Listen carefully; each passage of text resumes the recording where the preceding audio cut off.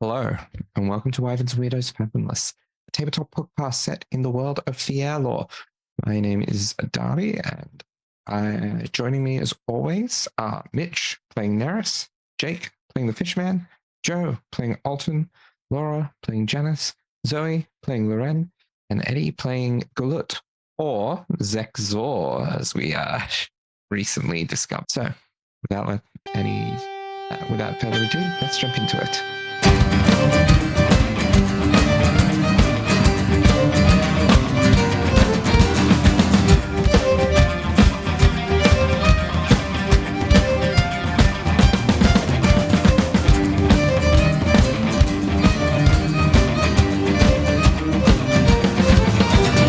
So, where we last left off, the Red Phoenix ascended from Fierlor and made a beeline for Loomis's citadel. And as the party fought the astral tempest that was foisted upon them by 𝗖𝗔𝗦𝗧, made his way via the ship to Loomis. However, the party were able to get to the citadel through various means in time to witness 𝗖𝗔𝗦𝗧's strike upon Loomis, beginning the process of seemingly turning the deity to stone. And while the party were able to fight off 𝗖𝗔𝗦𝗧 and seemingly slay him, it was not done in time to prevent the final effects from overtaking the form of Loomis. And that was where we left off with the last session, with 𝗖𝗔𝗦𝗧 slain, the Red Phoenix flying off, and Loomis set in stone. And as you are all in place, you feel the lunar citadel and the ground beneath your feet start to tremble. Gently at first. But then the intensity grows and grows, and you feel as if the ground is about to give out underneath your feet. What do you want to do? Oh, he was right. This timeline was a fail. We need to get out of here. Back to the ship, everyone. Barks out as he turns to run back towards the furthest point of the massive structure, towards the ship. Gulut is on its knees, and the remnants of 𝗖𝗔𝗦𝗧's body is clutched within its hands, and anyone who sees it, its shoulders are shaking. It's not moving. It's just panicking, seeing like the ground starting to like rock beneath him. It's like shit. We need to get out of here. And then he'll notice Gulut just standing over 𝗖𝗔𝗦𝗧's body, and he'll like kind of run beside it, and be like, "Hey, good job. You got your vengeance on that fucker. But there's no need to go down with him. Let's get out of here. 𝗔𝗦𝗧, can you carry all of them?" Going to be slow, but I think I can manage. It'll have to do. Quick, everyone. That stops and crouches down near where 𝗔𝗦𝗧 is to help other people up as they come to him, gesturing for people to hurry the fuck up. Gulut, it kind of inclines its head towards Alton, and it's standing at this point. Darby, is it able to break off a piece of 𝗖𝗔𝗦𝗧's exoskeleton, like armor? What sort of armor did 𝗖𝗔𝗦𝗧 have at this stage of his life? Yeah, so it is very much kind of exoskeleton-y. So pieces of, at this stage, rusted metal placed upon a rotted wood kind of underlying structure. The metal is almost akin to a it's very much a mix between kind of trying to look like a standard set of armor, including like the kind of very facialized helmet, but also with some kind of unsettling elements of like occasional spikes and false limbs almost. Can it break off the faceplate of the armor? Happy to roll for it. Yeah, roll me a strength check. Strength check would be just a straight strength. That would be a 14. 14. Yeah, I think it's not the cleanest rip, but yeah, you are able to rip that faceplate off, like grabbing from underneath and tearing it off, and like it's not the cleanest separation at like the top. There's almost like a jagged, rough triangular section taken out of the forehead of the faceplate as you rip it off, but it's mostly intact, other than like the dints and nicks and scratches from prior encounters. And Loomis's body, is it still there? Yeah. Once it's taken that, I think it, Alton, you get an image kind of shoved into your head, and I don't know how you specifically would react to it, but you see several images, and they seem really warped and wrong, like something had distended and stretched them out, and it's not quite seen clearly. But you see the scene in front of you, and you see 𝗖𝗓 carrying Loomis, and then you also see it following you back to the ship, and it strides forward, and it's gonna hoist Loomis up and bring Loomis with it. I'll just like visibly start, and it's like, what the ever living fuck? Is that you? Never mind, not the time. Good, let's get out of here. Yeah, I will need a strength check to attempt to hoist Loomis. So it starts trying to lift Loomis's body, and I don't know whether you'd still be watching Alton, but as it sees Loomis laying in this state, and it starts to try and pick Loomis up, it's almost like it falls apart, and it's shaking, and an awful distressed howling sound rips from its rattling ribcage, and you don't think it in its state can even pick Loomis up. So Janice, seeing all of this and like frantically trying to get people to get back onto our dragon friend, will just go, damn it, and then leap and bound over to where both Alton and 𝗖𝗓 currently are. He will almost clap a hand on 𝗖𝗓's approximation of a shoulder, and he will then reach down and then try to lift this statue himself. And that is hang on, strength check for +5. So that's a dirty 20. Dirty 20. It is a struggle to move it, but you are able to slowly you're probably not able to lift it, but you are able to drag it. Yeah. Like, come, we need to escape now. Fight another fight, live another day. We must leave. Yes. I think you got. Yes, and he's a god. He can't possibly be dead, right? No need dying for him. Let's go. Don't know about that, but either way, we need to go and find out what's going on. This entire time, Neris has tried to maneuver the spirited gull in such a way that it is closer to the group that's coming towards them, and essentially pointing away from the crumbling citadel, so that once everyone is safely on board, we can make haste. So, as Loren had been banished to a little shadow plane up until the end of this combat, because she makes really good decisions and has a great time.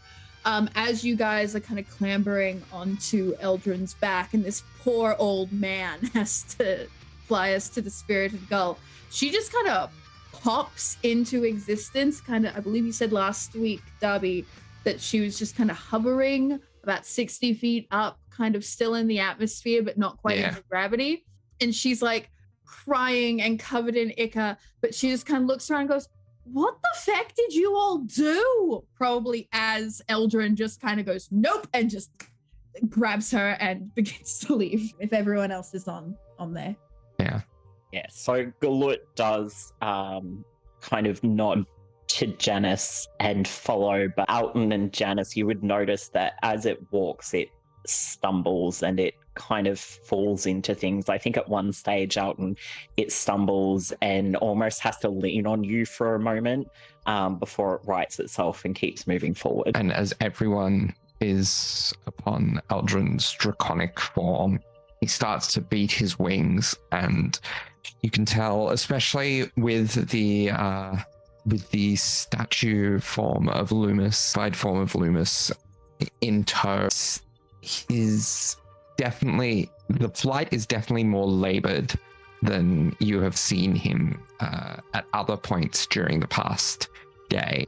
Also, since you discovered his draconic nature, using basically the lowered gravity, once he is able to get off of get himself going, using the nature of astral space, he's able to to struggle but make his way through to the ship. By the time he reaches it, some of you with probably the lower constitution scores are probably starting to become aware of the rapidly depleting oxygen within your lungs, but just in time, 𝗖𝗔𝗦𝗧 is able to get back within that atmospheric field of the spirited gull and land down and enable you to all get back onto the ship's deck, as you each see the citadel of Loomis crumble away into lunar dust. Gosh damn it. It was all for nothing. Jazz almost jumps down with this big statue that was once a god and sort of lands on the deck in a crash, but manages to kind of keep himself upright. And then once it just sort of lets this statue, quotation marks, lie there as he stands up and surveys the rest of the group. And then he spots Loren, who I think is... she would also fall to the deck by that point, or? Yeah, I think because Loren was sort of I don't know if 𝗖𝗔𝗦𝗧 would have, Darby, this is up to you with that old man, if he would have grabbed her with a big dragony claw, or if he just went nope, and just put her in his mouth, went like a dog with an egg, and was just nah, bye. But she would just kind of fall to the deck and just kind of on one knee, just kind of be just wiping her face. Yeah, I think with the struggle and the need to basically put his limbs into it as well as his wings, I think he probably would have as gently as possible picked you up. Yeah, picked you up by like a dog picking up a toy. Roll for dragon spit. She's covered in... Okay. But not a full egg, but by the scruff of the neck. Okay. Yeah. Cool. So she has a chunk ripped out of the back of her shirt, and just as she's on the deck, she still wears a headband all the time. She just pulls it off and just shakes her head, and her big trident ears kind of flap a little bit, and she just uses that to wipe her face. By this point, Janice is... Oh, sorry. No, you don't. By this point, Janice is caught up with her and just sort of crouches by her, and it's what on earth happened? I could ask you the exact same question, Captain. Where did you go? What happened? You went on the ship. No, I went to several secondary locations, and it ended poorly for me. Sorry, No, recuperate. Medic, come check her over. Oh, good. When I could have gone too badly for you, I thought you were dead, not seeing you there. All right. What's happened? What injuries have we got? And Janice will clap her heavy hand on Al's shoulder and almost shove him towards Loren as he bounds over to go and check on 𝗖𝗧𝗏. Alton will just beeline there, just go along with the shove and start looking over her injury. Oh, ow. Your bedside manner remains the same. It can get in the way of efficiency. Situations like this. What happened? A very, very good question, really. Guluk killed 𝗖𝗔𝗦𝗧, so that's nice, but something's happened to Loomis. I mean, he's a god, he can't be dead. That would be ridiculous. Yeah. It's just stone for a bit. And Janice gestures to the form of Loomis, this statue, this stone, while standing at Galut, like in front of Galut, is like, "This is all we have for now. We could not stay there." I think it's when Eldrin landed, it's kind of slammed off of Eldrin's back onto the deck, and it's trembling. It is standing at its full height, which when you usually see it doing that is when it is in combat and when it is threatening, but it's standing at its full height and it's trembling, and it's just staring at the place where this stone statue is laying, and it doesn't react to what you're telling it. Do you? He like registers that there is really no kind of like understanding or reaction to these words, and then he just pauses for a moment and then does a sharp nod. "Do you feel his presence?" And when he does that, he like clasps his hand to where his own heart is. I think Galut tilts its head, almost slightly robotically, and looks down at you, and it reaches forward, and it I think it presses 𝗖𝗧's faceplate into your hands. And as it does that, a flash goes into your head, and you do not think that this communication was intended or voluntary of the nature of it. But and it just happens for a moment, as this faceplate is handed to you, you just hear 1,000 different voices, memories of voices, some of them Loomis, some of them others, over and over. 𝗖𝗧, 𝗖𝗧, 𝗖𝗧. 𝗖𝗧. And then it stops. And when you say that out loud, its head snaps to you and it stares at you. "Is that your name? Or was it once?" Can you roll an insight? Sure. Let's see how I go. And almost while he's like pondering this for a moment, he's like, "Fishman, how are you doing? Come over here and check this out." Fishman will probably hop off Eldrin's back as well, and he'll come over with sort of like a slower pace. And yeah, he'll come over. What is it, Janice? And Janice has rolled a 15 for insight as he delicately passes Fishman the faceplate of 𝗖𝗧, but continues to tilt his head slightly in Galut's direction. So 15 for insight. With a 15 insight, you see it staring into you, staring intently at you.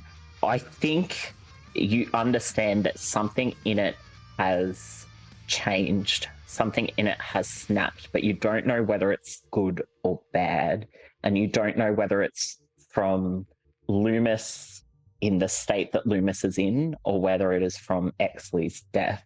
You just know something is different, and you know that it is almost waiting for you. He just sort of almost nods to himself and then tilts his head towards Fishman and is like, "How do you think it's doing? You seem to know it better than I. You and the Wren is being taken care of at the moment. So we hope we don't have to worry about this 𝗖𝗧 anymore, at least not for a while." Actually, no, at least we don't have to worry about this 𝗖𝗧 anymore. He grins at the faceplate in Fishman's scaled hands. Do you intend for it to be a trophy? Is that why you've given this to me?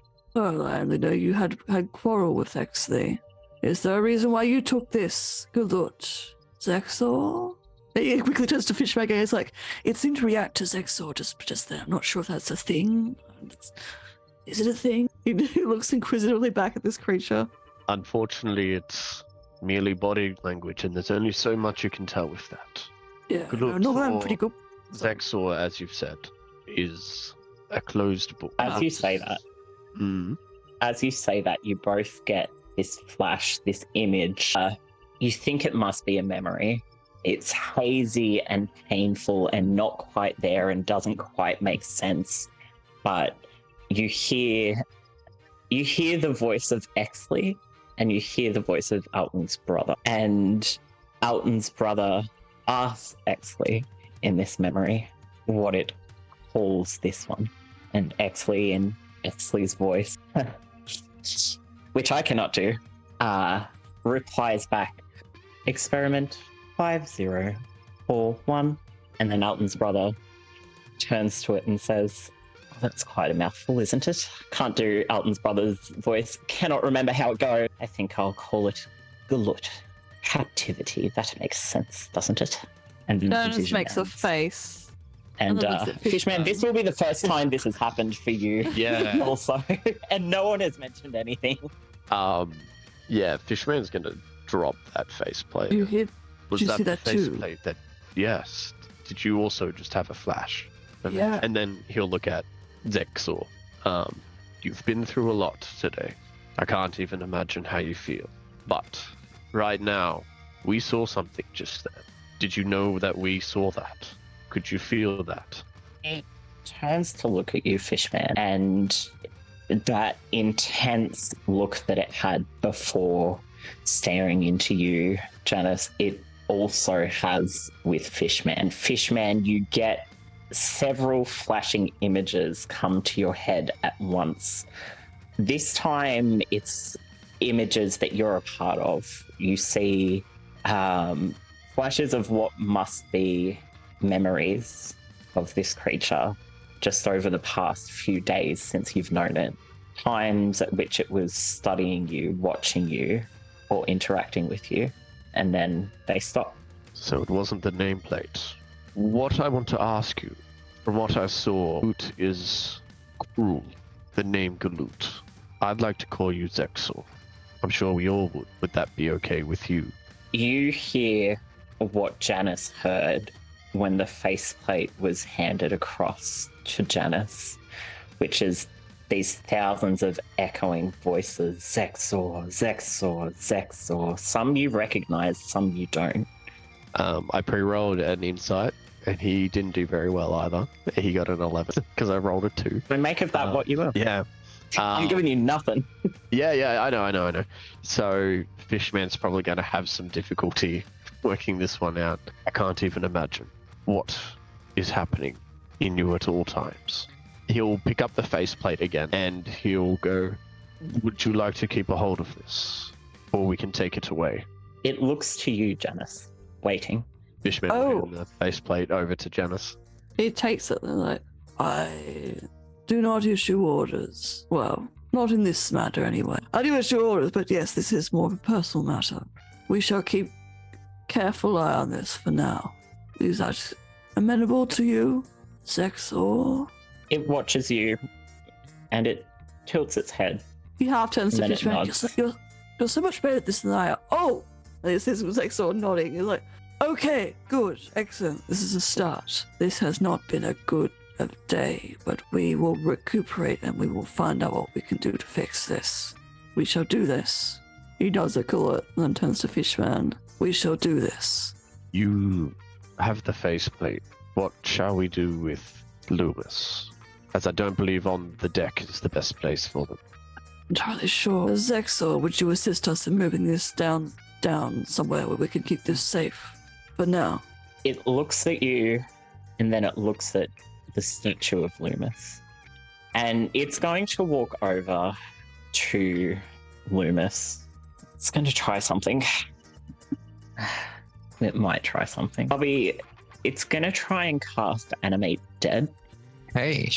So it puts its hands down, its claws, its long claws that reach the length of Loomis's entire torso, a god dwarfed in the hands of its champion. A sickly, pale grey moonlight attempts to make its way out of Gulut's claws, out of the hands of 𝗖𝗔𝗦𝗧.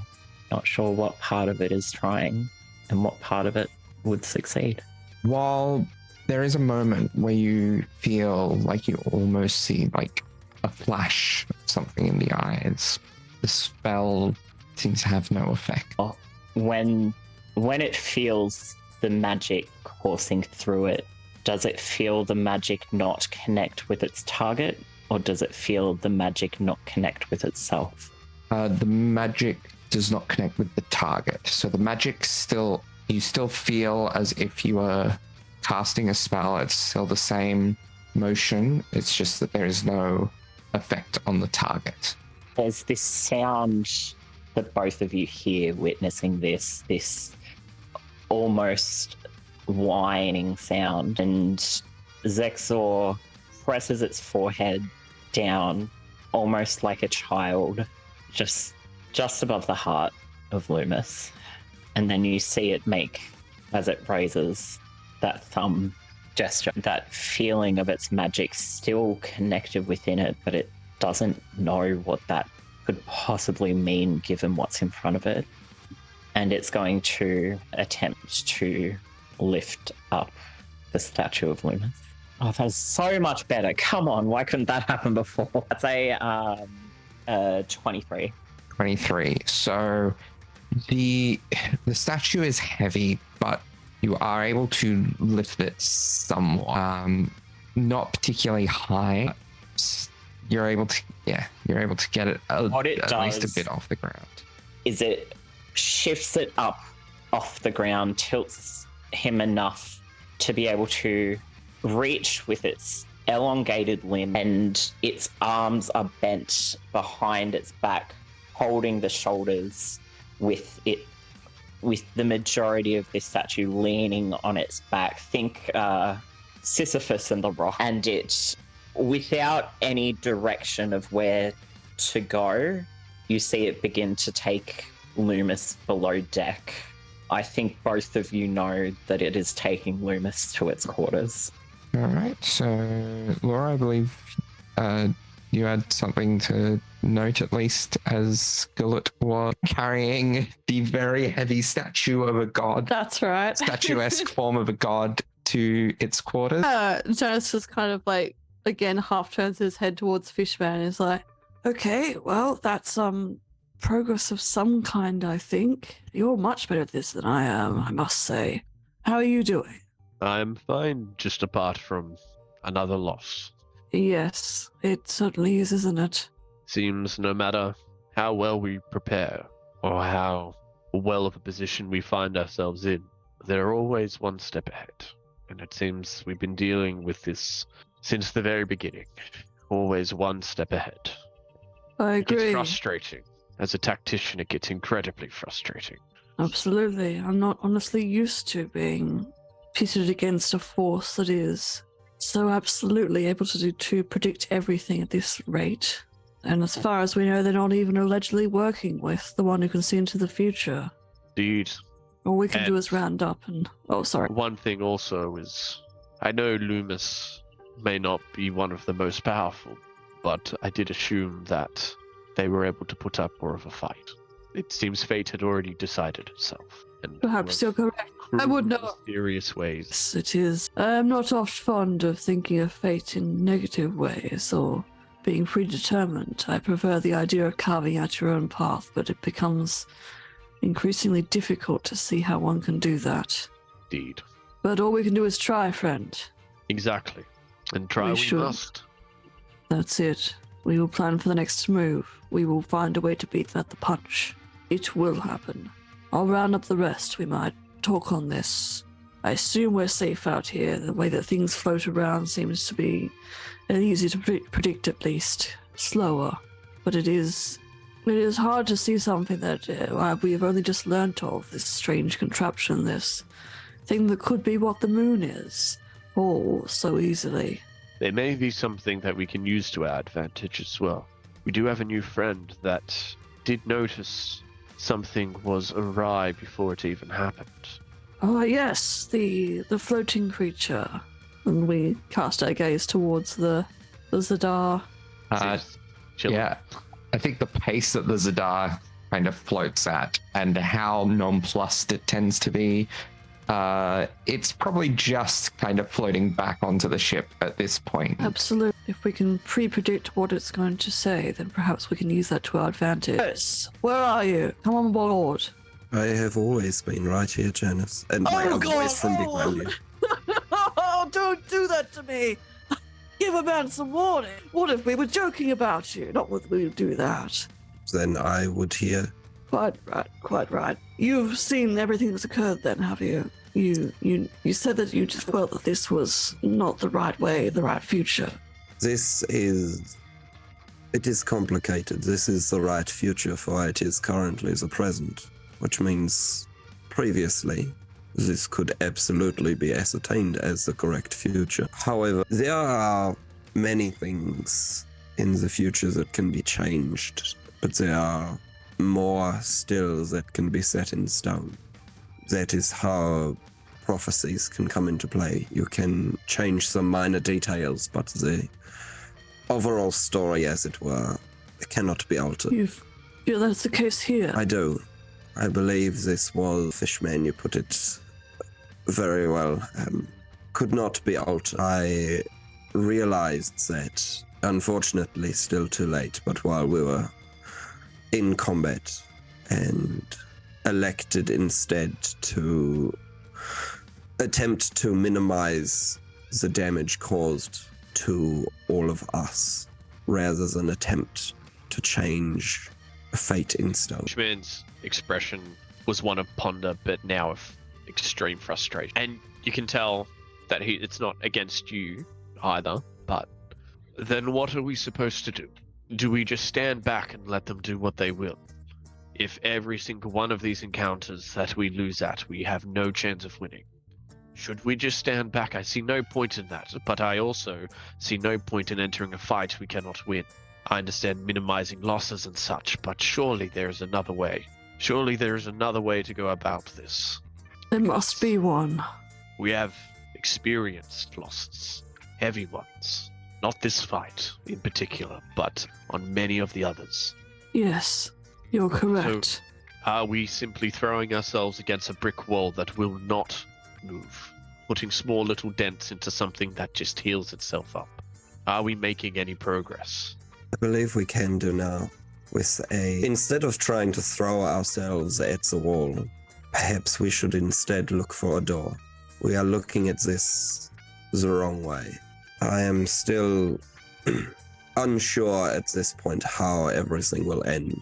But I do know in order to end, there needs to be a beginning. We cannot just walk away because what we are doing is not working.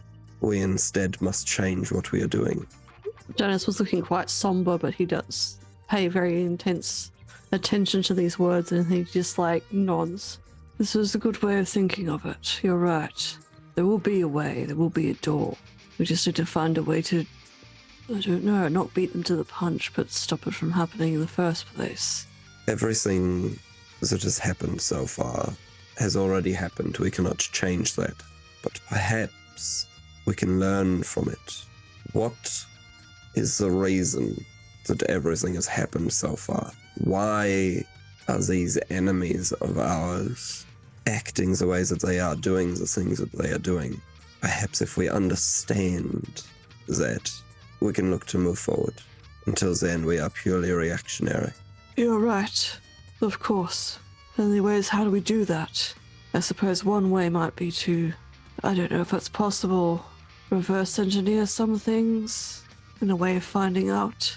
I don't want to speak of it while it is not here, but we all sort of know what's happened to Lot, to potentially Zexar, and responded to this more positive. Perhaps there is a way to, if this is what this 𝗖𝗔𝗦𝗧 or any other one working for this god is working toward, which seems to be increasing the case, there's something involved with this. They are planning on doing this to others. Perhaps there is a way of unlocking answers through the one present that's on our side, presumably. I will admit, when I first admitted on board, it was more of a boon of strength, potentially, or a wild card, but there may be some connection here that we can use. Either perhaps you with magic and fate, Eris, or perhaps even with Elton as a doctor. Or Fishman, you were good with it. I don't know. I must admit I'm at a loss here, but I appreciate your confidence and enthusiasm, Eris. What have we learned from this encounter? Their goals, perhaps, where they will go next. I'm sure if they're going after gods, then there are plenty to go after. And they have happens that Rue is also pointing us in the same direction. Yes, they have many safeguards regardless of if we cut off the head of the leader or not. They will still accomplish their goals. Sorry, no, that was me. I thought you'd done. My bad. No, that's all good. Say the next line. That's a good one. Perhaps Rue is the target. Perhaps that's why 𝗖𝗔𝗦𝗧 did what they did. It's entirely possible there's some connection there. I'm not well versed enough in magic to understand that. That's where fate has pulled us. 𝗖𝗔𝗦𝗧 believed that by eliminating Rule, their energies could not be used to open the Divine Gate. Perhaps 𝗖𝗔𝗦𝗧 and the Vein Shade have found a way around this by attacking gods directly, or perhaps they have found a way to reverse that Rule's demise. Regardless, we have time. I don't believe that their goals are completed. Very, very likely still in progress. And I don't believe, to my knowledge, there is any sign of Codraid either.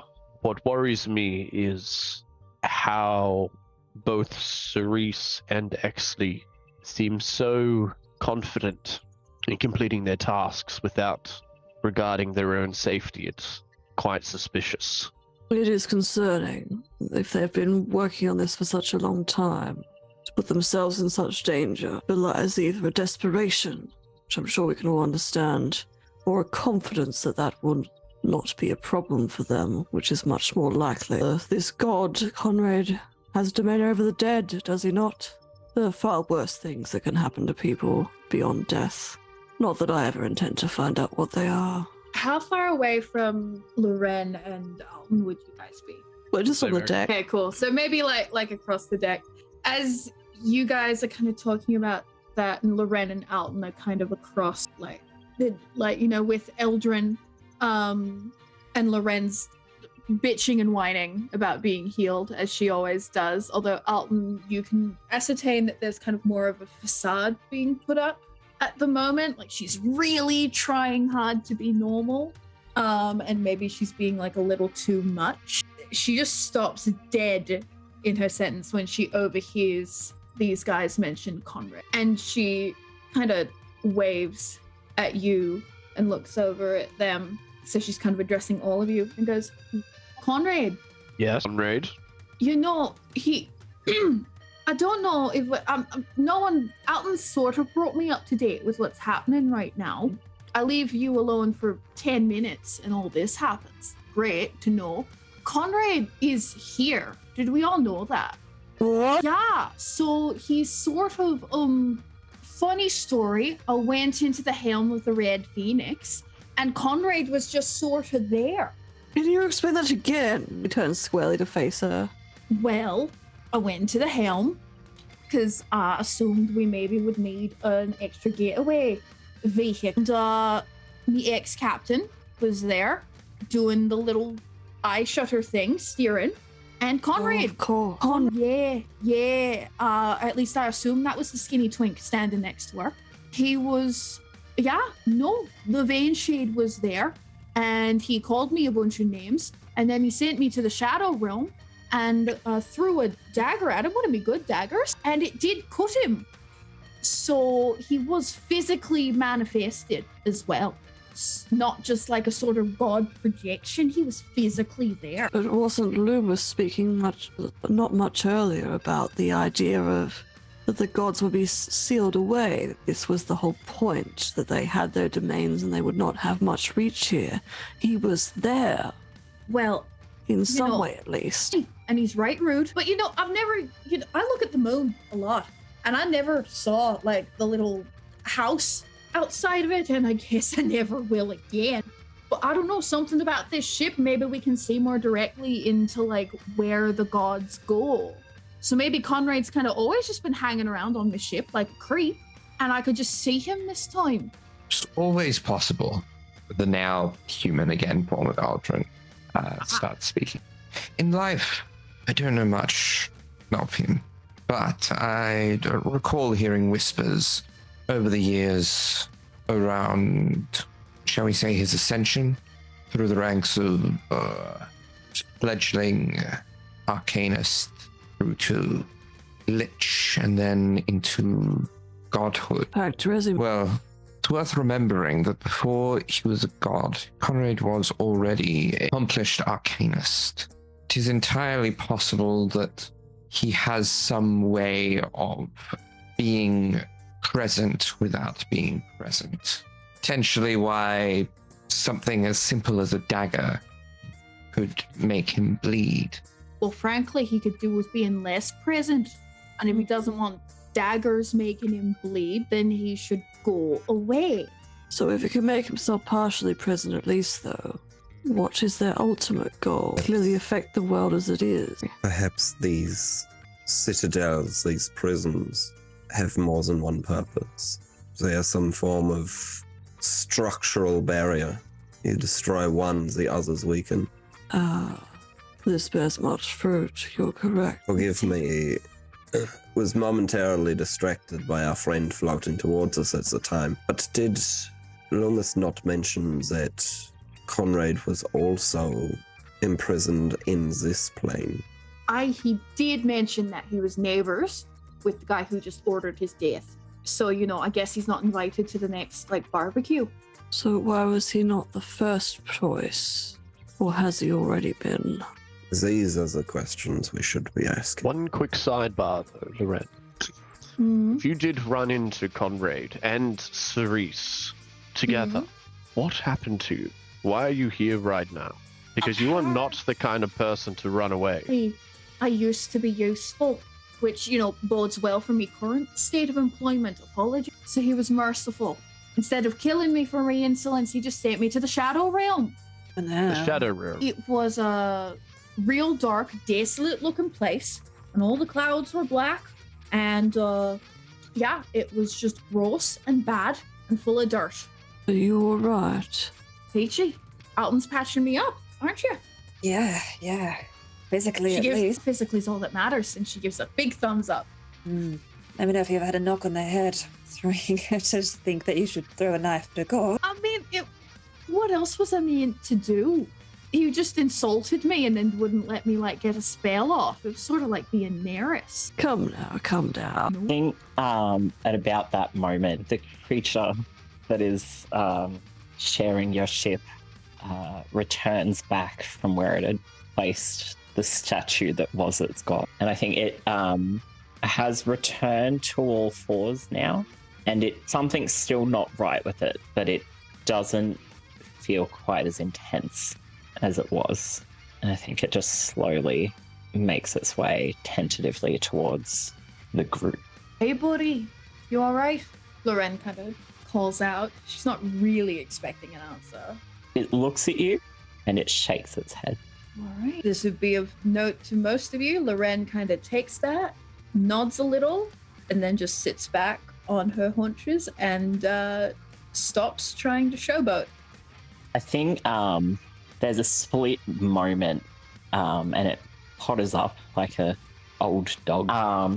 And it seems very deflated, like any sort of panic or adrenaline or energy has left it now. And it always looks a bit fucked, for lack of a better term, just because of the general image of what it is. But it looks like it has been through hell, like ragged. There are places where it is still kind of bleeding from, but it just kind of honks itself next to you, Loren. And much like that moment when it was walking with you away from the Citadel the first time, you get a flash of an image in your head. The first is of the two of you fighting together, fighting crime together. And then the next is of it all alone with 𝗖𝗔𝗦𝗧 and its god. Yeah. Sorry. I sort of forgot there was a group mission happening. Well, I didn't, but my priorities were different, bud. And I sort of skedaddled downstairs for a bit. I'm sorry you had to deal with that. Roll an insight for me. Absolutely, I can do that. Hunk. 7. You don't know whether you've heard it or not by doing that. All you know is what has happened and that it's asked you. And however Loren then takes that, she can't quite seem to gauge. Sorry, that was the chair that I just moved. I don't know if that was However, Laura takes that she cannot interpret quite why or how, well, not how, but quite what its intentions are behind asking. And it just kind of looks at you and then nods and looks towards the group. How is the ship then, Neris? Hopefully you can see it. Would we be able to leave if we wanted? So the ship has already been moving away from the Citadel at this point. Any damage? I just know that we took a couple of hits, but I'm not sure if that was directed at the ship or us or... Yep. Yeah. Any damage this vessel has taken is, for now, I understand this vessel. As I'm sure you do and you have sat in this seat. She will serve us well for the time being. Suppose we'll just need a direction to take. Yes. We follow the next pinpoint of signal, or do we try to find a door that we don't quite know exists? What, just out of morbid curiosity, what direction did the Red Phoenix go? And within space is... Yeah. So kind of off in the opposite direction from where you came from. Was there, when Neris was interacting with the little directional gyros that Rue gave them, is that in the direction of one of those pinpoints? One of those extra citadels? Or other points of interest? Yeah. There are many directions we can go. There are also many options we can take. If we wish to continue down the path we have been going on, which is chasing rabbits, but with the caveat that now we know what we are looking for and we have our eyes open, we can pursue a point of interest that is in the same direction as the Red Phoenix. Alternatively, we can choose to not and instead go somewhere that would be unexpected. A different point of interest. Another direction. Indeed. Sacrifice the obvious for the rest, for the greater good. No, this makes sense. I think that's the most likely direction to go. To try and warn the others, to try and fortify bonds. We will find a way to stop this. At this point, we're too involved not to. We must do this. So let's stop chasing rabbits then. Let's go the unexpected direction. I think Neris kind of cocks his head a little bit, has a bit of a smile at Janice, but will then straighten up and nod his head. Also, just a small note.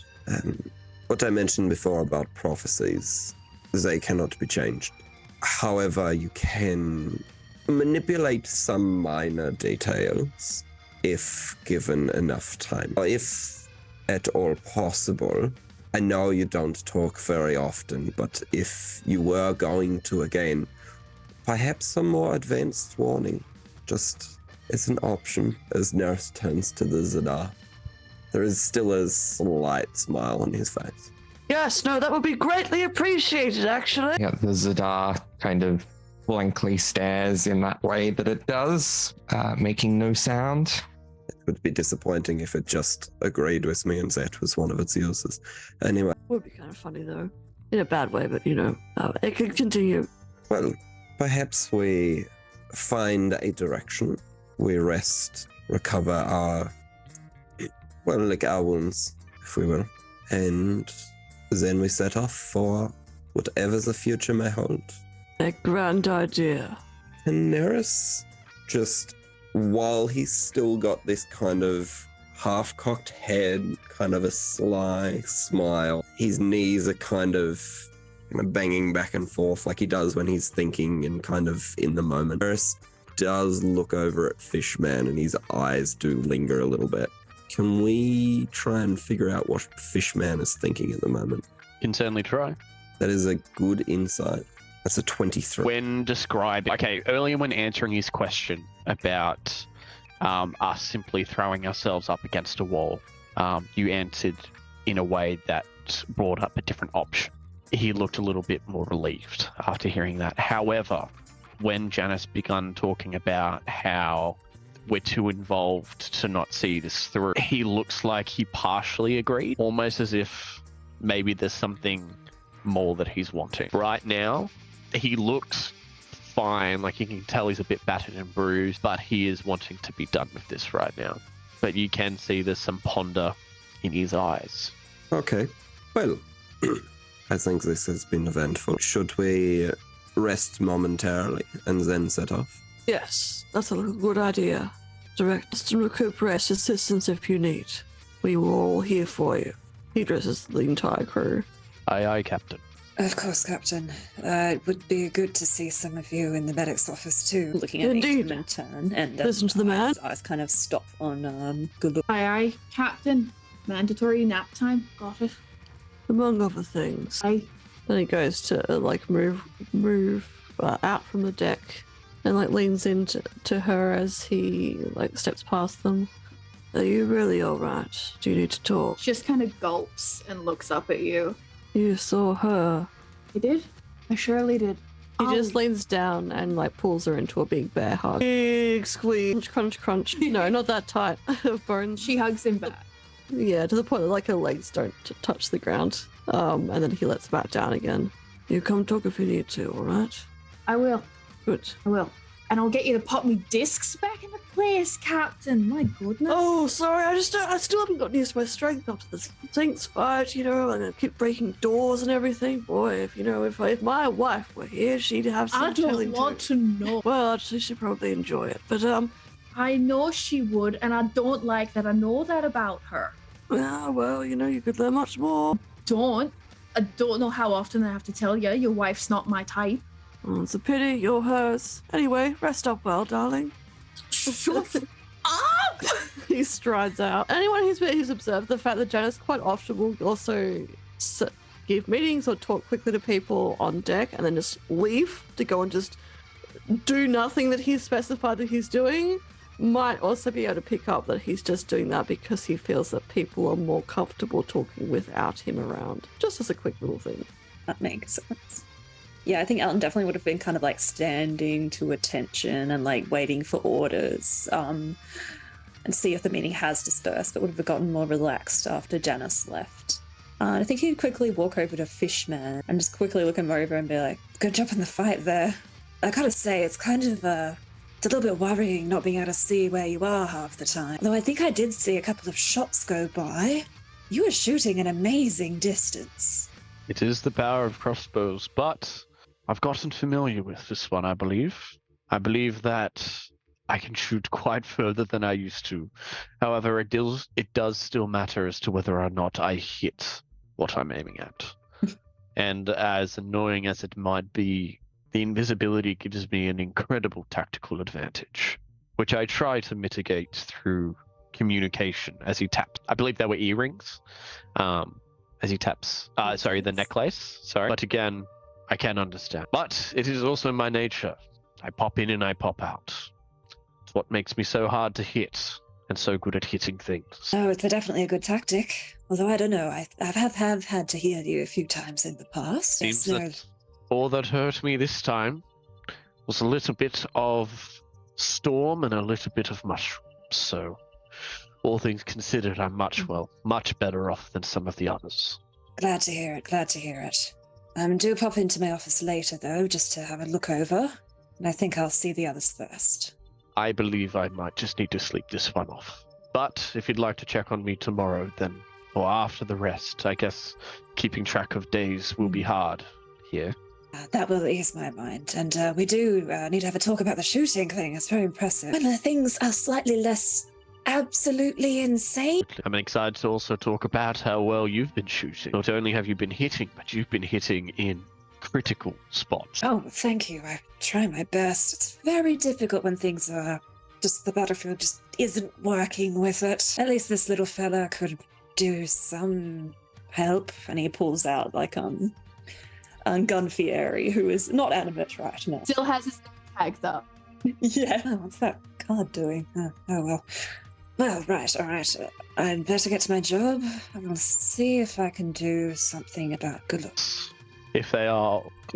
Perhaps if they are all right with it, call them Zexor. I believe the name Gulutz was given with ill intent. Yes, understandable. I'll keep that in mind. But I also do not know if it wants that name. I am not sure. I was not able to gauge. No, that's fair. Kind of nods and then has a little traumatized face. He's like thinking like, oh yeah, because Gullet is hard to talk to, and then he's like remembering the weird mind thing and just kind of shudders. Right, here goes. And he'll head over to, I called it Gullet again, 𝗖𝗔𝗦𝗧. It hasn't really sort of moved or shifted from where it had kind of put itself next to where Loren was. And it seems there, it's certainly there, but you can see the exhaustion that is set into it now. And there's a trickle of blood that you see running down one of its ribs that just drips onto the deck. And it kind of looks up at you, or down at you, I guess. Oh, damn. Okay. Yep. 𝗖𝗔𝗦𝗧. That's your name, right? You seem to have an open wound. I am the medic here. Please come to me if this happens again. We really need to get that bandaged up. Is it okay if I examine you and then I will have to touch you to put on bandages and such or whatever? Stitch up wounds if need be. Is that okay? Kind of stares at you for an uncomfortable amount of time for Alton, whatever that time period may be, where, you know, Alton's come up and in this flurry has said just a lot of words. And as it kind of processes, its head is tilted, and I think it nods very carefully, but it seems apprehensive. Great, wonderful. I can talk you through what I'm doing if need be. So could you please indicate where it hurts the most? Get started there. Just point to the area, maybe. Get some like bandages and that. You once again feel just this kind of shift into your brain. Ugh. And Gullet gives you how it feels. And I think you very quickly establish that there's not really a moment that it is living that it isn't in pain, nor can it really identify any of where the pain is coming from, or really that there is a difference in pain. It just seems tired. It kind of looks down to the blood that's trickling from it and up at you and just kind of shrugs. Or I think you think it's a shrug. Can't really tell though. Alton's like, yeah, he looks quite frustrated and looks kind of like repulsed by the magic intrusion, and then just kind of like grimaces as he feels all of this pain. He just takes like a second to like, where the slow. Okay, right. Stupid question, I guess. So that's your base. Yeah, that does make sense. We can work on that though. We can find some solutions, possibly, to help reduce the pain levels. Right, but for now, let's start with bandaging these wounds. And I guess he'll like start to look to see where the blood is coming from to like get out. For I guess Joe context, less so much than Alton context, but for context that Joe can use, Gullet is on 1 hit point. Has been for a while now, but seems to function, like I said, exactly sort of the same, aside from it just looks worn down. So if Alton does some form of like touch test of like tell me if it starts to hurt more, there is no sort of reaction, any sort of reactory tests or reflex tests of that regard, there is nada, because there's no pain change there. That's fair. I guess Alton will start to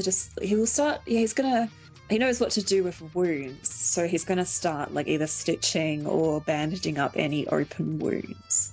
But for the rest of it, checking for like broken bones, bruises, I don't know, any other like burns or whatever have you, he's really struggling a bit to figure out 𝗖𝗔𝗦𝗧's biology.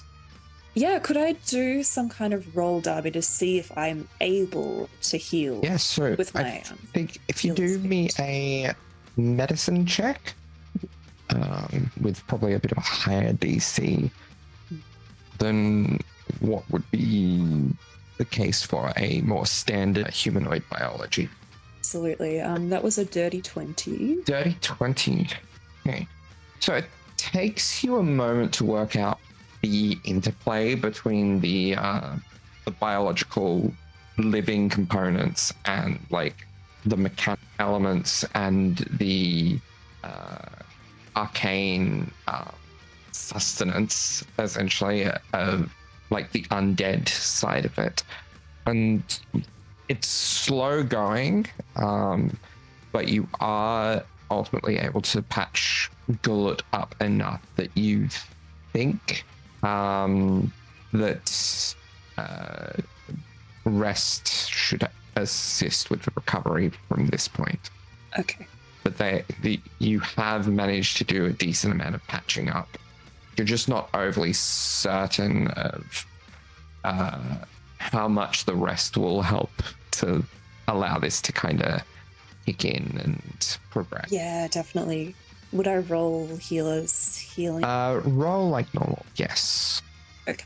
Well, I roll minimum again, so that's 16 points of healing. Okay. More than he had. Like, right, I hope this helps somewhat. And he kind of looks over Gullet with kind of...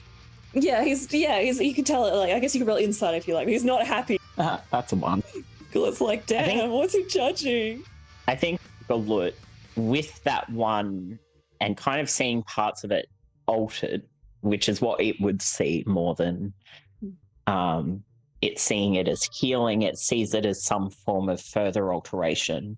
And I think it looks at you with this sort of tilted head and this questioning expression. And I think you get an image of your brother, and you get an image of your brother enacting change to Gullet. And strangely enough, there were a lot of similar techniques as what you would find in medical practice. And Gullet kind of gives you that image and just tilts its head questioningly. And if you'd like to roll an insight, you can as well. Absolutely. I will say Alton just immediately just takes a step back from getting that image. That was 10 insight. Okay. I think with the 10, I don't think you're quite sure Make of what I will. what it's trying to ask you, or really why.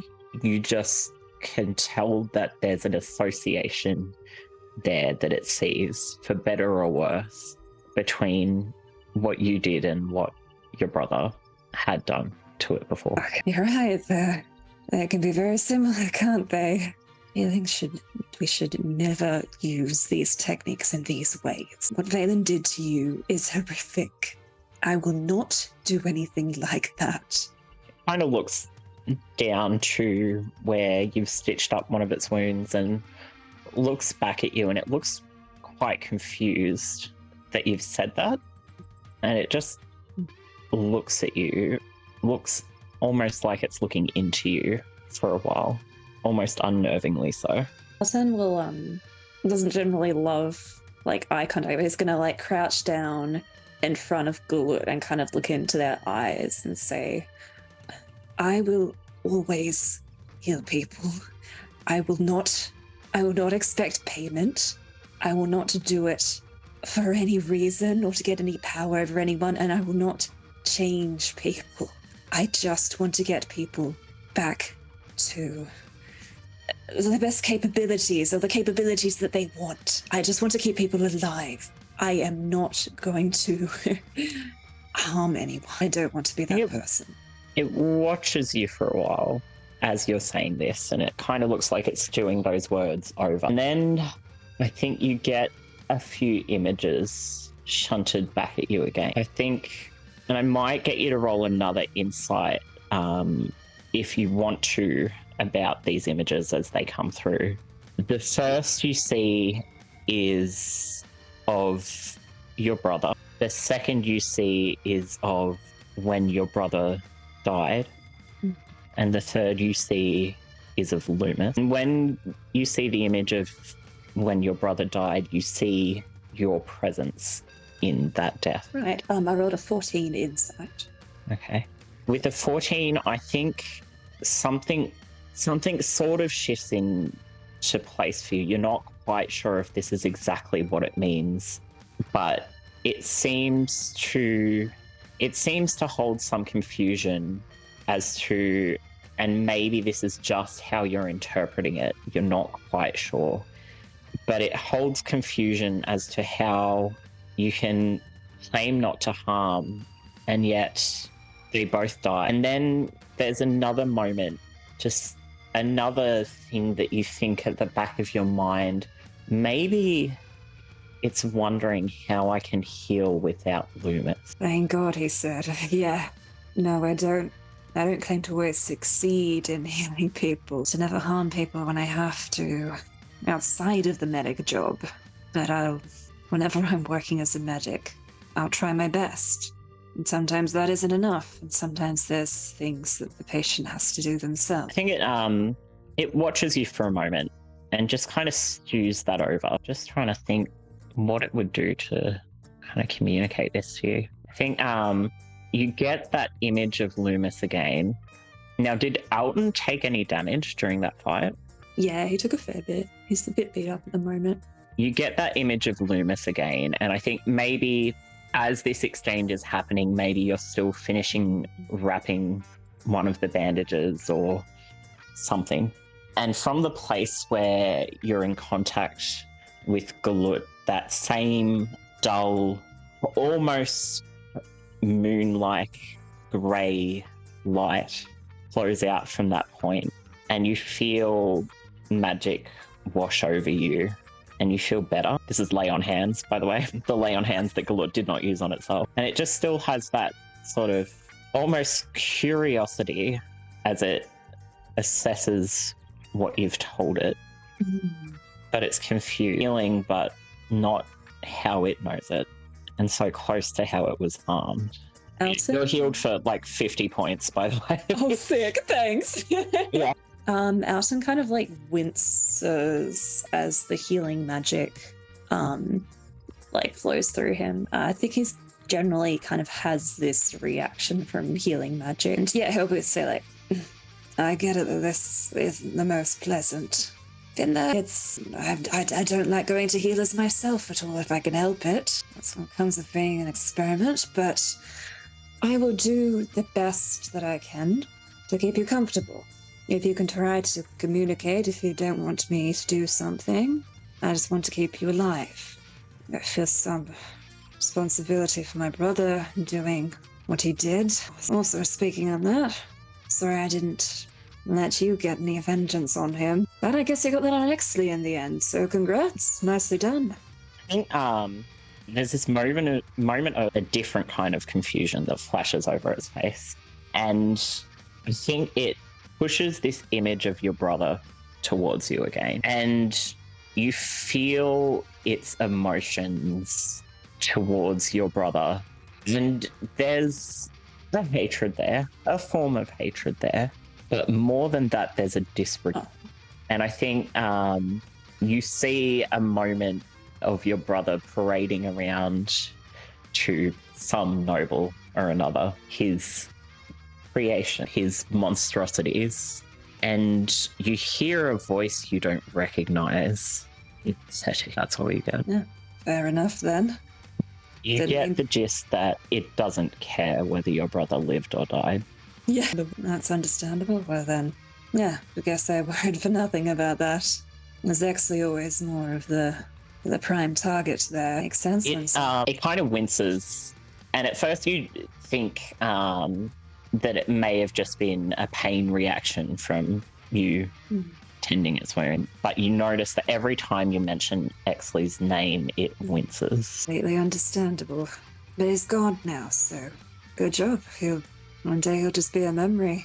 It's this distant kind of look in its eye, and I think you get another sort of moment that's pushed towards you. You can see it's kind of slipping away a little bit again in front of you, but it tries and it pushes, and there's almost an urgency behind this thought that gets shoved towards you, and it's just 𝗖𝗓 going dark in front of it. The moment of 𝗖𝗓's death over and over and over on a loop almost. And then it starts to interplay with Loomis falling over and over and over and it loops together almost to a maddening effect. And I think there's a moment where it takes over you just for a brief second before maybe you must tense next to it,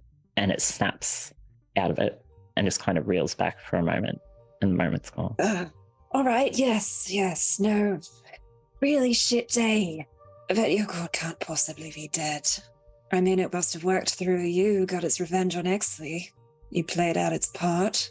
There's an eerie silence, more so than just the quiet that is 𝗖𝗔𝗦𝗧, that is 𝗖𝗔𝗦. And you can almost, in that silence, hear its brain trying to tick, trying to think, trying to come back, but it just isn't. There's this spiral that you can see that it's in, that you don't know how it escapes it. And it looks down towards the ground in front of you, and I think it reaches forward, and as it clasps one of your hands, you hear shakingly through these images that just come back to your head again, over and over, circling and circling.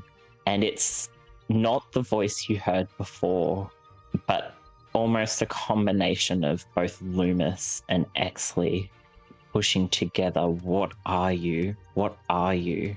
Without us, what are you?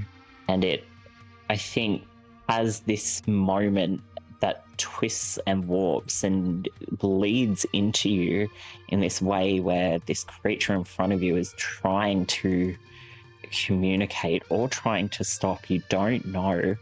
After a moment, it kind of shoves itself backwards away from you, and it just lets out this noise.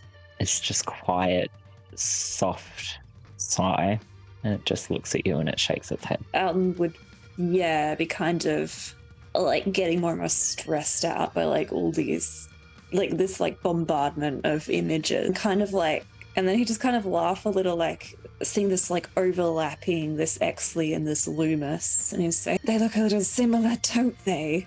You can just be yourself. You can just be someone with no ties to any of these people. You don't have to serve them. I think it looks at you, and the look that it gives you is withering. You haven't seen it look at any of your crew in any form of anger or resentment, but it looks at you and you feel the strength behind that gaze, and you feel it pushing towards you how wrong it believes you are. There's just this spike that you feel from it, almost a disgust that you would say that. I'm sorry, it's not what you want to hear. Just lived a long time. I've seen so many people succumb to horrible things, do horrible things.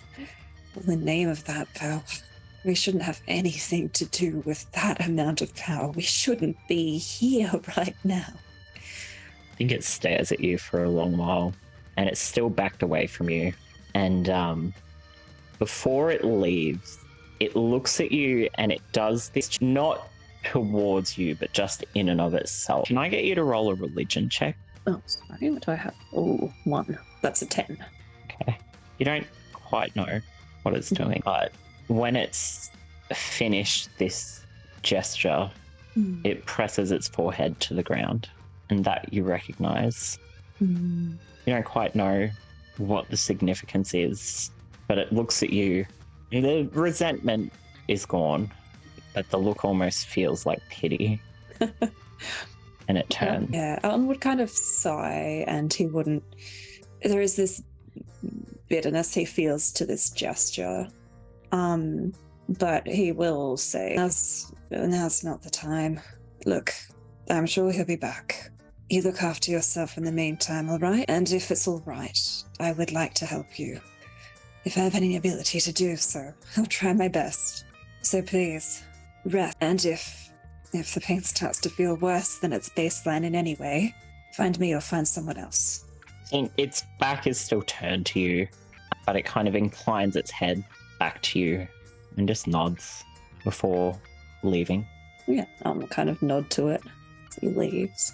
Return to just like kind of tidying up his cleaning supplies. And I think he just talked to himself, just like a thing. For all of us now knows how we're gonna get out of this. Never ends well for anyone. And yeah, he will just tidy up his office, see who else needs healing. So, is that everyone heading to rest now then? Okay. Better be doctor's orders. You can go to bed. I'm All right. eepy. So Captain's after orders. so after probably one of the most intense days you've had as a team, definitely within this configuration of the team, you all get rest. Yeah, you all have a long rest, and the next morning, who first? Loren, you're on the beach.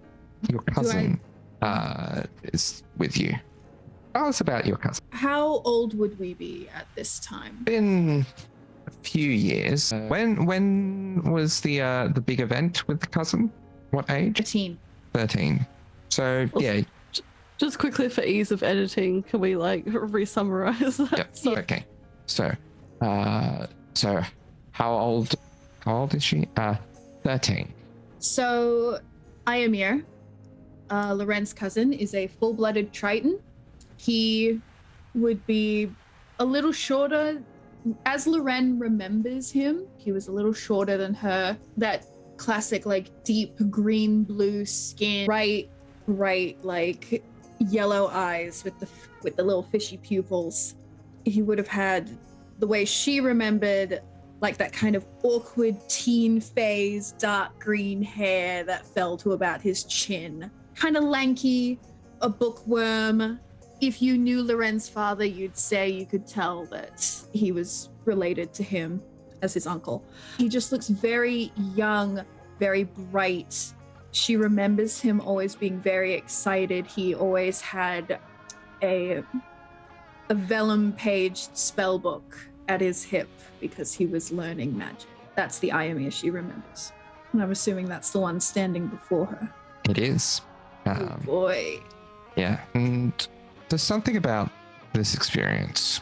This is not a dream. This is not a vision. You are here. You feel yourself to be yourself at 13 years of age, but you have recollections of what seemed to be your future as if they were that, dreams. For in this moment, you are your 13-year-old self with a foggy hint of what is to come. All right, so have you got everything? Of course I do. We've been planning this for long enough. Don't have to be so aggressive about your answer. You know how flighty you can be. Ha ha, very fun. I'm nervous, okay? Completely understand. I'm a little nervous as well. Well, you're always nervous. You book types always are. Do you want my help or not? I do. All right. So stand here in the sand. Okay, I'm standing. Okay. Now, roar out around you, and he flicks to a page in his spell book and holds it out in front of you. This symbol. Okay, arts and crafts, let's go. And she sticks her nails were shorter back then, but if any of you were here, or what the audience sees, is this is a Loren when she is not pretending to be un-Triton. She's just wearing a simple shirt, simple pants. You can see the webbing in her between her fingers as she uses her taloned finger to draw this sigil around herself in the sand. Her hair is long to about her mid-back, and it is dark green. And she has no scar on her eye, young face and fresh. And she draws this sigil as Iamir directs. Giannis, you are standing in, I believe, the square, most likely. You see in your peripheral vision along your body, there are markings, there are scrapes, there are the beginnings of bruise, there are places where blood has been drawn, and on the ground in front of you is a familiar figure. The figure of your half-brother on the ground. Of course. Is this a memory? Is this a thought? Is this my current now? Similar to Loren, this is your current now. You are yourself in this moment that was your past, currently feels of your present, as if all that is to come in future is but a dream. Some of it good, some of it bad, but nonetheless it feels like a dream. He's sort of standing, panting after this arduous bout of combat, and he grins. Not in a shark-like way, just in the way that he does then. Regular teeth, a regular face. He grins down at his half-brother, at Galio, an elven-looking man, a little bit younger than he is, more fancily dressed than he is, but not as broad, not as quick, not as strong. And he grins. There we go. I won. Finally. I've beaten you. You concede. You cheat. I cheat. Don't play games like that. You clearly cheated. I'm stronger than you. That's all. Sometimes brains aren't enough. And what was that crackling around the knuckles, eh? Why is half my hair burnt at the ends? I don't know. That's just how I am. If you were so smart, you'd know, clearly. I think you just aren't capable of admitting that you cheated. I mean, clearly it's a lie. Clearly you cheated. Clearly you know you did, because in all your boasting, you never did say fair and square, did you? Fine. Go run home to Mummy and Daddy then, if that's what you want to do. You'll regret this, brother. He gets up and you can see there is a deep red patch on his side of blood with a gash at the center. And it's not the biggest of gashes. Like, it's only been a hand-to-hand fight, but there's enough kind of gravel around it that you can see that he clearly landed on something that's opened him up at some point. You probably didn't notice in the moment, but yeah, now that things are a bit more back to pace, they are, yes, it's a bit easier to notice these finer details. Dennis sort of grimaces almost to himself, and he turns to the rest of the probably crowd that have gathered here in this town square. He's like, well, that's it. Fun's over now. Show's over. Go back to work. Go back to your little life. We're done here. The crowd disperses. Neris, similar situation to everyone else. You feel to be in the present moment, but you don't have this feeling of having dreams of the future like everyone else. You feel like you've waken up from a long sleep, at least mentally. Physically, you feel like it's any other day. And you see you're back on Fierlor, but there's something different. Something, the sky, the hue of blue seems to be ever so slightly off, as if something out past the edge of it was gone. Alton, so similarly, you have those feelings that the others are having, that your present is but a vague, dreamlike memory of the future, while you are in the now of your time in Ether's lab, working and going towards in Ether's clinic. Talk to me about your day-to-day here. So Alton is much, much younger at this point. Probably would look more like a teenager or a young adult. And he hobbles around, like maybe cleaning people's wounds, rolling up bandages, doing general cleaning and maintenance and just all the little things that he can do. And he has a big bandage across his face, bandages across his abdomen, and also sticking out from his abdomen, there's a number of tubes which attach to these strange, like pulsating with magic but wired with machinery, this organ, this light, this metal, which he just has to kind of carry around as he goes about his work.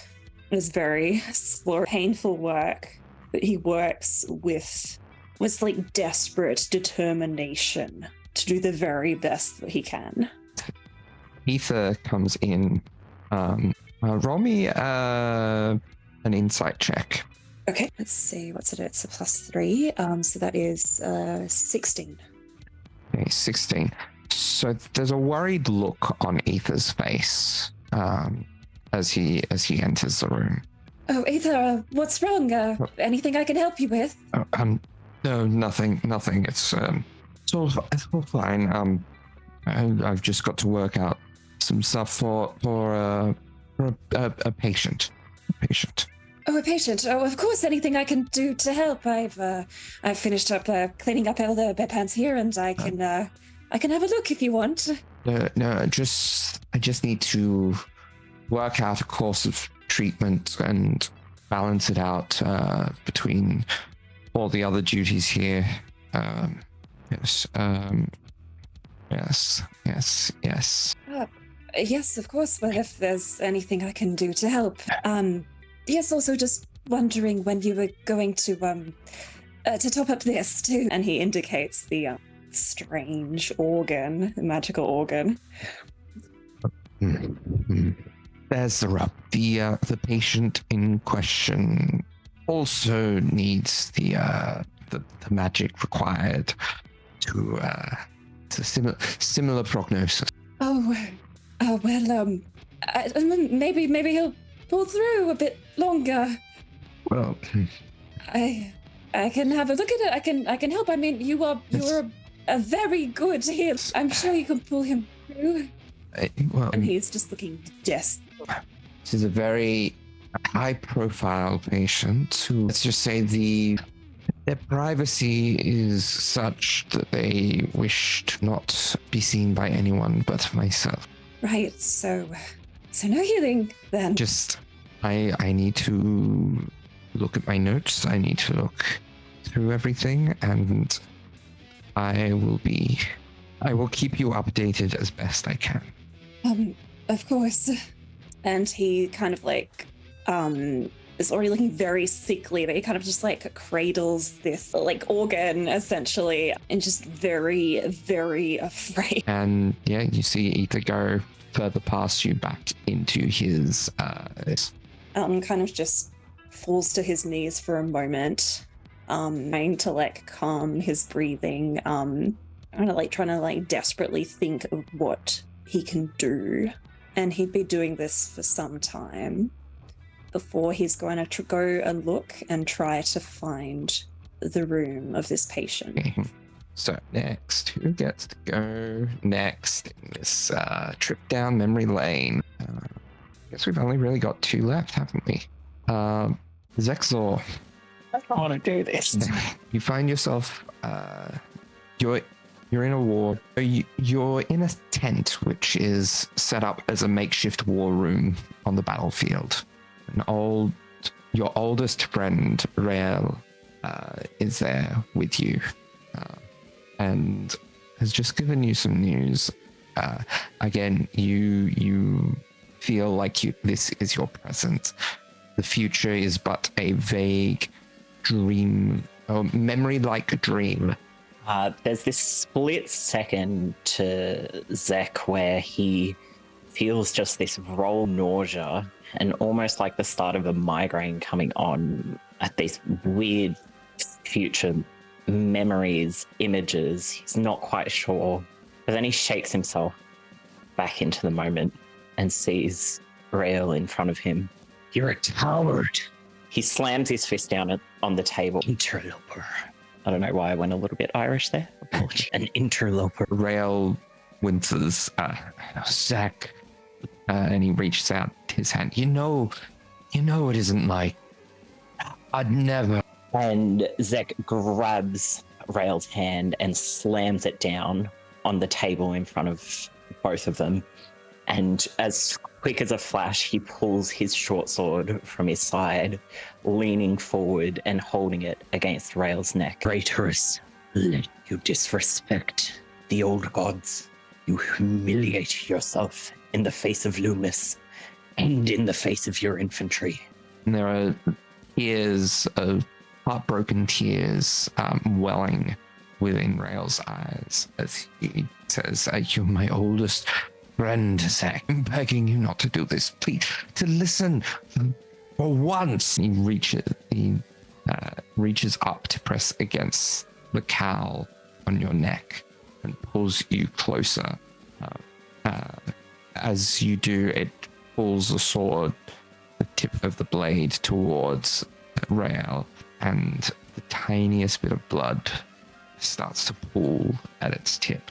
"They brought back Mabel, Zach, my sister. You know how much that matters." There's a moment of silence, of quiet in the room, with nothing but the sound of these heaving breaths before Zach shoves Rael backward, aiming him towards the entrance of the tent. And Zach towers over him, scowling. "Get out. You no longer exist. The breath in your lungs is no longer yours, since you've sold yourself. And if I ever see you again, that breath will be your last." Rael looked almost as if he's going to go to speak, but between the sorrow in his eyes and reeling from what you're saying, it looks like he can't shape any words. Seeing that, Zek turns, his face down, waiting for Rael to leave, not being able to really bear to look at him. You hear a faint sound as the tarp at the tent's opening kind of flaps, such that a similar sound to someone departing. After a moment, Zach turns back and sees that Rael is gone, and he sits back down at the war table. When he looks down, head in his hands, he sees that something has been left there for him. It's a braided lock of fur that he recognizes. His fur, a braid of fur that had been threaded into Rael's own for the past 40 years. He takes the braid and he throws it into the fire in the corner of the room, facing passive. Inside of himself, he weeps. Finally, Fishman, Yeah. Shoran, you are within the plane of water. You are amongst your troops who you lead on a day-to-day in protection of these waters, this territory of the plain. However, their numbers are dwindled from what they have been after yesterday's efforts. Similar to everyone else, you remember your future only as vague, dreamlike memories. This feels, for all intents and purposes, as your present. I mean, it's not uncommon that he does go into a ponder, but I guess, yeah, he kind of comes out of one, quite a weird ponder. I kind of go, today's not the day. Focus. And he'll yell out at the troops, stand by to stand by. We are low, but we can hold.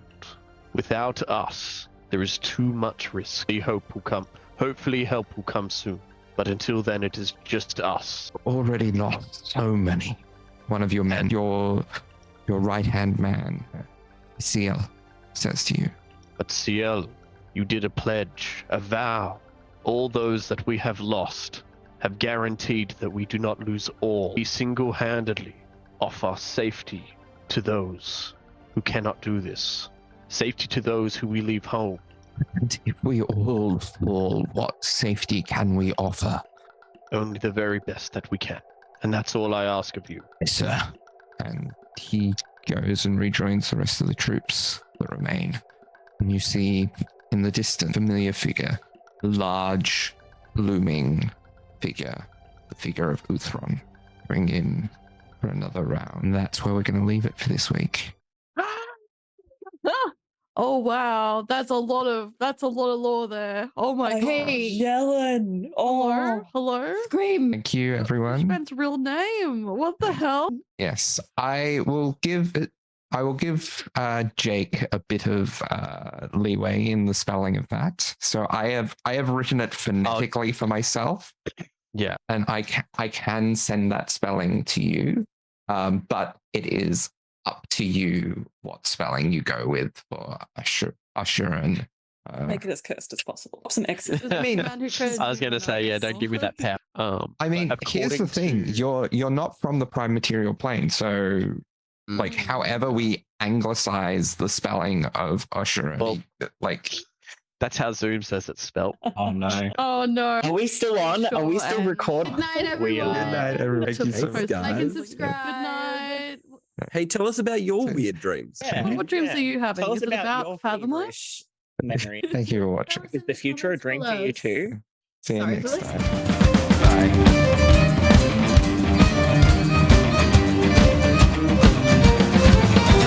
Like, I'm gonna earmark a cut point here to ask you before I end up making an executive decision. Do you know Fishman's prior name? I wanted to be surprised. Oh shit. So Holy shit. These are all really tasty, by the way, Um, Darby. I'm fascinated by these. These have been really good. I'm also excited to find out if Fishman remembers any of this when he wakes up. Because Yeah, he you could fail your learn his real role. name and You then forget it. completely forget. You like fail your role, but it turns out like it's been so important to you, you've like scratched it into the bed frame or something like that. Yeah.